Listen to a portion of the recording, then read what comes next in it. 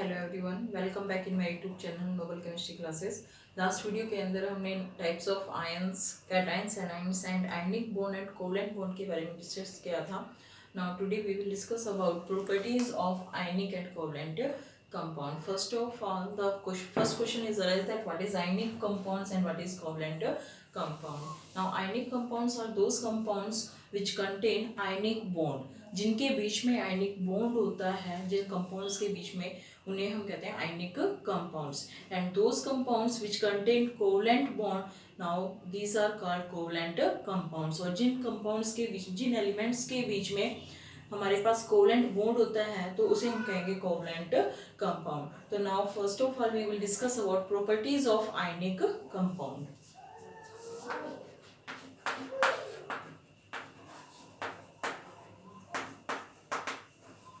Properties of ionic compound.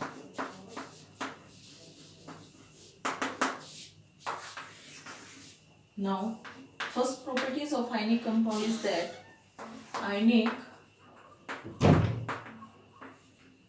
compounds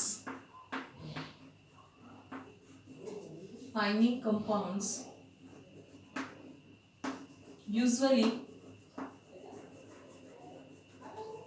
crystalline solid. crystalline solid means जो ionic compounds होते हैं वो कैसे होते हैं, सॉलिड होते हैं. और उनका जो स्ट्रक्चर होता है वो कैसा होता है, एज ए क्रिस्टल की फॉर्म में होता है. फॉर एग्जांपल NaCl होता है, वो किस फॉर्म में होता है, क्रिस्टल्स फॉर्म के अंदर होता है. अब क्वेश्चन यहाँ अराइज ये होता है कि जो मोस्टली आयनिक कंपाउंड्स है वो सॉलिड ही क्यों होते हैं और क्रिस्टलाइन स्ट्रक्चर ही इनका क्यों होता है. तो for this question now the answer is this.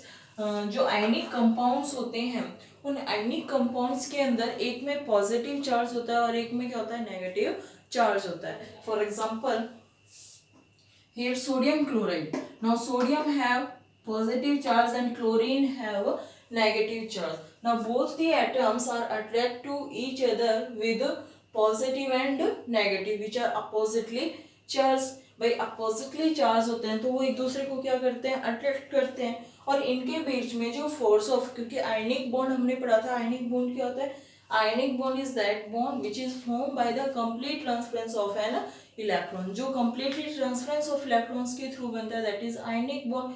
अगर किसी कंपाउंड्स में आयनिक बॉन्ड है तो वो कंपाउंड क्या होगा, स्ट्रॉन्ग होगा. उनके अंदर जो इंटरमोलिकुलर फोर्स ऑफ अट्रैक्शन है दो एटम्स के बीच में, वो भी क्या होगा, स्ट्रॉन्ग होगा.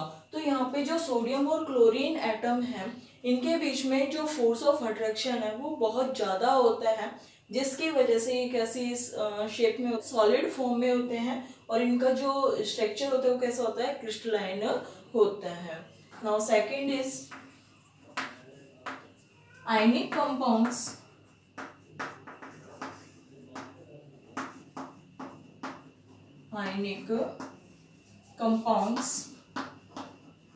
have high melting point and boiling point. जो आयनिक कंपाउंड्स होते हैं उनका मेल्टिंग पॉइंट और बॉइलिंग पॉइंट क्या होता है, हाई होता है. फॉर एग्जांपल के लिए जैसे हमने अभी बताया कि जो आयनिक कंपाउंड्स होते हैं उनके बीच में फोर्स ऑफ अट्रैक्शन क्या होता है, ज़्यादा होता है. तो मेल्टिंग पॉइंट और बॉइलिंग पॉइंट, मेल्टिंग पॉइंट क्या होता है, melting point is that point eight which A solid state change in liquid state at the atmospheric temperature. जब वो एटमॉस्फेरिक टेम्परेचर के ऊपर एक सॉलिड लिक्विड के अंदर चेंज हो जाता है, तो that point is melting point of. तो हमने कहा कि जो मेल्टिंग पॉइंट होता है, भाई फोर्स ऑफ अट्रैक्शन ज़्यादा है तो एक सॉलिड को लिक्विड में चेंज होने के लिए क्या होगा, ज़्यादा टाइम लगेगा. मतलब उसको तोड़ने में वहाँ जो उनके बीच में फोर्स ऑफ अट्रैक्शन है वो बहुत ज़्यादा है. देखिए हमने कहा कि जो कंपाउंड्स हैं उनका मेल्टिंग पॉइंट और बॉइलिंग पॉइंट क्या होता है, हाई होता है. मेल्टिंग पॉइंट क्या होता है, melting point is that point eight which A solid change in liquid state, a solid change in liquid state at atmospheric temperature, हाँ। तो यहाँ जो हमारे पास सॉलिड है, फॉर एग्जांपल जैसे NaCl लिया हमने, तो NaCl के पार्टिकल्स हैं वो आपस में क्या है, बहुत ज्यादा टाइटली बाउंड है। तो यहाँ से उसे लिक्विड स्टेट में आने के लिए क्या होगा, ये पहले ये वाला बॉन्ड क्या होगा, तोड़ना होगा, तभी तो वो किस में चेंज होंगे, लिक्विड स्टेट में चेंज होंगे। तो जो यहाँ लिक्विड, इसको तोड़ने के लिए क्या है, टेम्परेचर की ज्यादा जरूरत होती है। तो ज्यादा टेम्परेचर की जरूरत होगी तो मेल्टिंग पॉइंट भी क्या होगा, ज्यादा होगा। मेल्टिंग पॉइंट ज्यादा मीन्स क्योंकि वो जिस टेम्परेचर के ऊपर सॉलिड से किस में चेंज हो जाए, लिक्विड में चेंज हो जाए।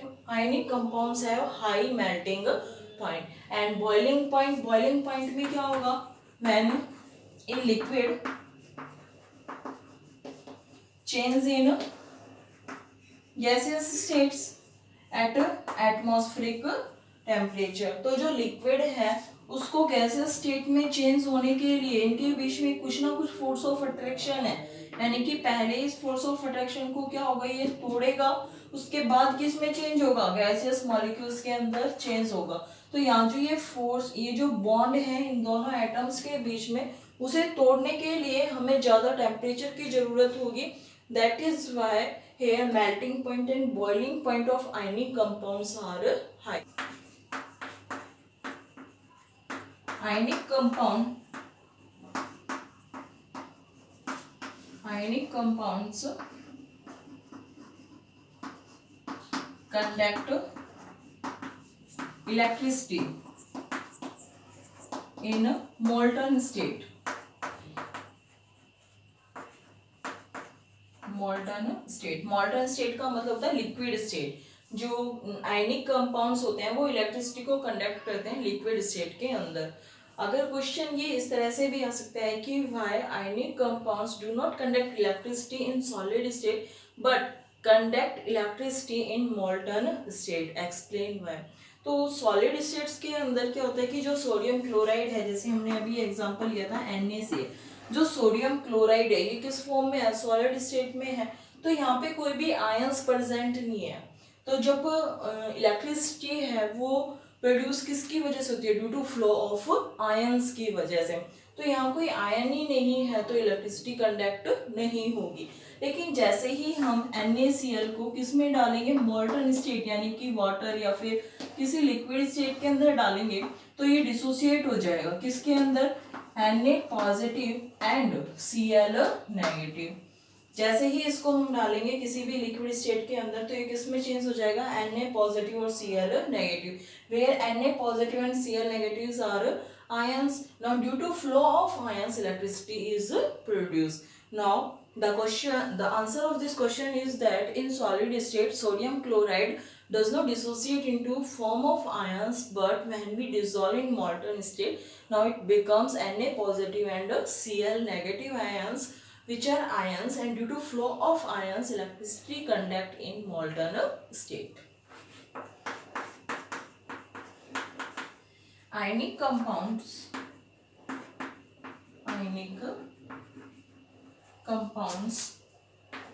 are soluble in water,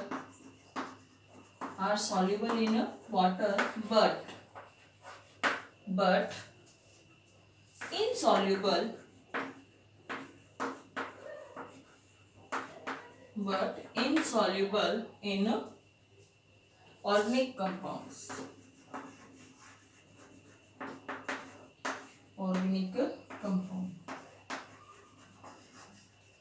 for example जैसे सोडियम क्लोराइड है, अगर आप उसको वाटर के अंदर डिजोल्व करोगे तो वो क्या हो जाएगा, इजीली डिजोल्व हो जाएगा। लेकिन अगर आप उसको ऑयल के अंदर डिजोल्व करना चाहोगे तो क्या वो होगा, नहीं होगा। करके देखना आज कि जो ऑयल है वो हमारे पास क्या है, एक तरह से ऑर्गेनिक कंपाउंड है। तो वहाँ पे क्या हो रहा है कि जो ऑयल है, जो सोडियम क्लोराइड है वो ऑयल के अंदर डिजोल्व नहीं होता। तो from here we can say that ionic compounds are soluble in water but insoluble in organic compounds of covalent compound. Now the first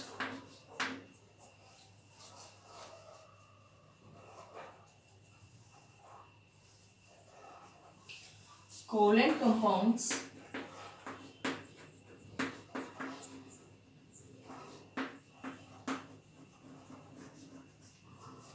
are usually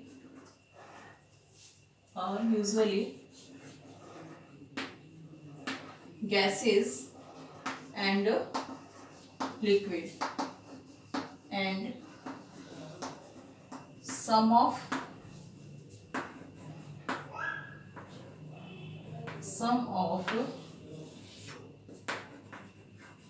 covalent compounds are solid. जो covalent compounds होते हैं वो liquid भी होते हैं, gases भी होते हैं और सॉलिड भी होते हैं. फॉर एग्जांपल के लिए जैसे methane CH4.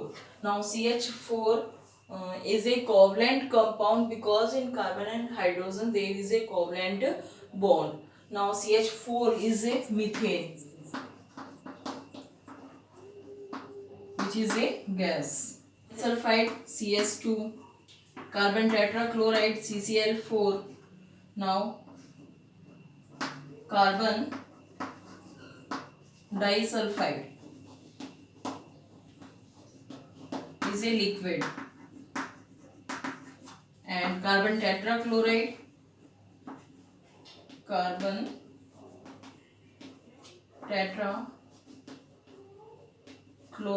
is also a liquid. And I2 iodine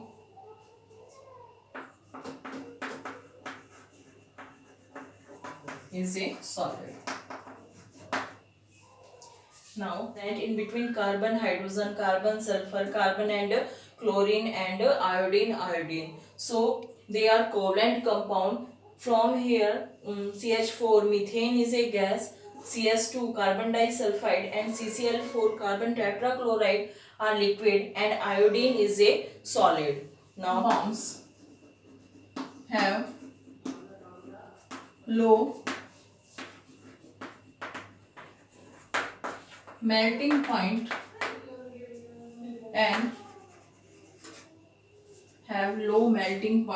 and low boiling point. जो कोवलेंट कंपाउंड्स होते हैं वो आयनिक कंपाउंड्स के कंपैरिजन में क्या होते हैं, वीक होते हैं, इसलिए इनका मेल्टिंग पॉइंट और बॉइलिंग पॉइंट भी क्या होता है, लो होता है. Next, covalent compounds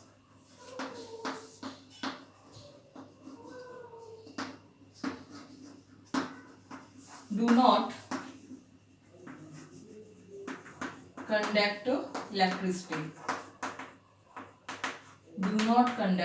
electricity in molten state. कि जो कोवलेंट कंपाउंड्स होते हैं जब उन्होंने मॉल्टन स्टेट यानी कि लिक्विड स्टेट के जो कोवलेंट कंपाउंड्स होते हैं वो इलेक्ट्रिसिटी को कंडक्ट नहीं करते, क्योंकि मॉल्टन स्टेट्स के अंदर वो आयंस के अंदर डिसोसिएट नहीं होते. Now due to this ions के अंदर डिसोसिएट नहीं होंगे तो फ्लो ऑफ आयंस नहीं होगा, और फ्लो ऑफ आयंस नहीं होगा तो वो इलेक्ट्रिसिटी को कंडक्ट नहीं कर सकते. Now due to this covalent compounds do not conduct electricity. And next, covalent compounds insoluble in water but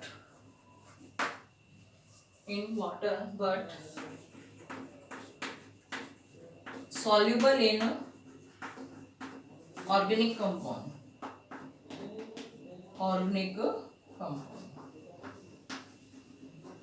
ये वाटर के अंदर सॉल्युबल नहीं होते लेकिन ऑर्गेनिक कंपाउंड्स के अंदर इजीली सॉल्युबल हो जाते. हमने कहा कि कुछ covalent compounds are insoluble in water but soluble in organic compound. For example naphthalene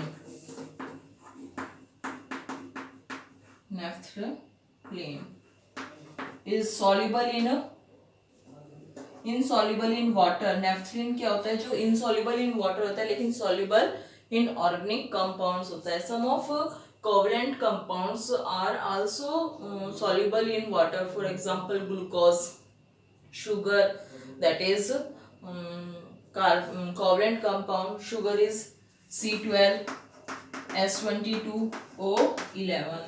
that is soluble in water, and some polar solvents and ammonia are also soluble in water. Now these are properties of ionic compounds and covalent compounds.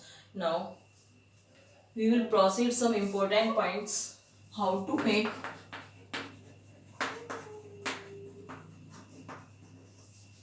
chemical formulae. How to make chemical formulae. For example, tetrachloride,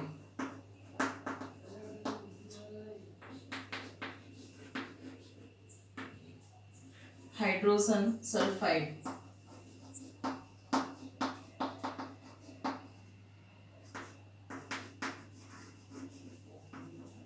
hydrogen chloride,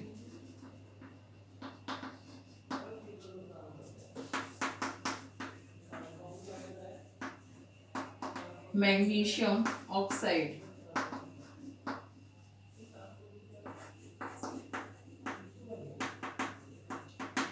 aluminium chloride, aluminium sulfate,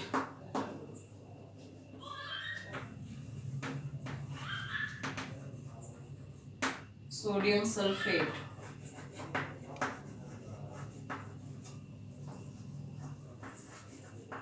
sodium nitrate, etc. Now first of all carbon tetrachloride. यहाँ हमें सिर्फ दोनों किसी भी फॉर्मूले chemical फॉर्मूले को लिखते समय हमें एलिमेंट को देखना है कि उस नेम के अंदर कौन कौन से एलिमेंट दिए हुए हैं. तो now here carbon tetrachloride, it means here two elements are present, carbon and chlorine, है ना. तो first of all write carbon and chlorine. The symbol of carbon is C and the symbol of chlorine is Cl. Now what is the, पहले जो भी हम elements लिख रहे हैं उनकी क्या पता होना चाहिए, हमें वैलेंसी पता होना चाहिए. वैलेंसी के लिए हमने बताया था कि वैलेंसी किसी भी एलिमेंट्स की क्या होगी, आउटर मोस्ट शेल में आपको क्या देखना है, इलेक्ट्रॉन देखने हैं. आउटर मोस्ट शेल में इलेक्ट्रॉन. अगर किसी भी आउटर एलिमेंट के आउटर मोस्ट शेल में 1 इलेक्ट्रॉन है तो उसकी वैलेंसी भी क्या होगी, 1 होगी. अगर किसी एलिमेंट के आउटर मोस्ट शेल में 2 इलेक्ट्रॉन है तो वैलेंसी क्या होगी, 2 होगी. आउटर मोस्ट शेल में अगर 3 इलेक्ट्रॉन है तो वैलेंसी क्या होगी, 3 होगी. आउटर मोस्ट शेल में अगर 4 इलेक्ट्रॉन है तो वैलेंसी 4 होगी. आउटर मोस्ट शेल में अगर 5 इलेक्ट्रॉन है तो वैलेंसी क्या होगी, 8 - 5 होगी. Now that is 3. अगर आउटर मोस्ट शेल में 6 इलेक्ट्रॉन है तो 8 माइनस में 6 दैट इज 2. और अगर 7 इलेक्ट्रॉन है आउटर मोस्ट शेल में दैट इज 8 माइनस में 7. Now that is 1. The electrons which have to loss or gain to acquire noble electronic configuration.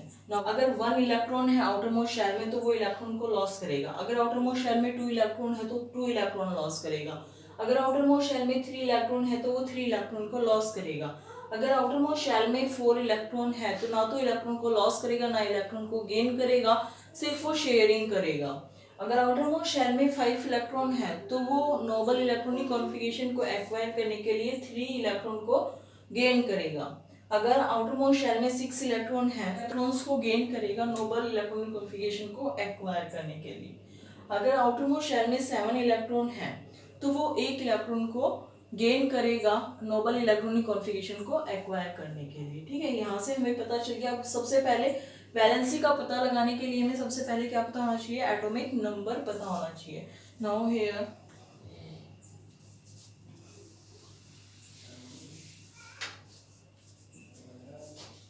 Carbon, the atomic number of carbon is 6 and the atomic number of chlorine is 17. Now here 2 and 4 and here is 2, 8 and 7. Now the valency of carbon is 4 and the chlorine is 7 है तो क्या करेगा, 8 - 7 तो that is equal to 1 electron को gain किया है तो that is -1. ठीक है, और यहाँ क्या होगा +4. तो आपको करना क्या है, प्लस और माइनस को भूल जाइए. मैंने कहा प्लस और माइनस, साइन को याद मत रखिए कि क्या साइन है क्या नहीं है, प्लस माइनस भूल जाइए. और क्रॉस मल्टीप्लाई कर दीजिए, इसकी वैलेंसी इधर और इसकी वैलेंसी इधर। नाउ इट फॉर्म CCl, ये वाला C1 है तो C1 और Cl4, CCl4 that is carbon tetra chloride. Next देखिए हाइड्रोजन सल्फाइड। तो यहाँ दो कौन कौन से एलिमेंट प्रेजेंट है, हाइड्रोजन और sulphur. Now first of all hydrogen and sulphur, ठीक है। यहाँ हाइड्रोजन का एटॉमिक नंबर होता है 1 और सल्फर का एटॉमिक नंबर कितना होगा 16, ठीक है। तो यहाँ जो हाइड्रोजन है इसकी वैलेंसी कितनी होगी भाई 1 होगी, और सल्फर कौन से ग्रुप में है 16 ग्रुप में है। इलेक्ट्रॉनिक कॉन्फ़िगरेशन करके देख लो 2 8 और 6, यानी कि आउटर मोस्ट शेल में कितने इलेक्ट्रॉन्स चाहिए इसको नोबल इलेक्ट्रॉनिक कॉन्फ़िगरेशन के लिए 2, that is it's valency is -2 and here is +1। Plus और माइनस को भूल जाइए, मैंने कहा और क्रॉस मल्टीप्लाई कर दीजिए। नाउ हियर हाइड्रोजन, हाइड्रोजन के साथ क्या है 2H2 और S, यहाँ क्या है 1, ठीक है। तो now the formula of hydrogen sulphide is H2S। Now next hydrogen chloride, hydrogen and chlorine. The atomic number of hydrogen is 1 and the atomic number of chlorine is 17. Now here the valency is +1 and here the valency is -1. Plus minus को भूल जाइए and cross multiply, now then it form HCl. Now here magnesium oxide, here the elements is magnesium and oxygen.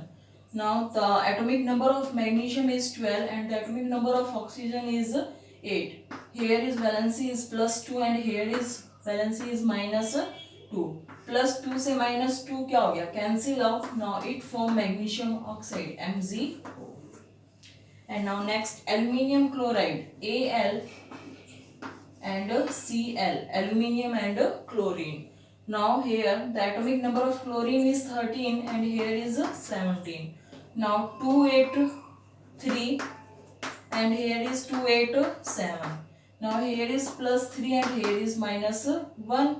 Cross multiply करेंगे हम, +3 that is plus और minus को भूल जाइए।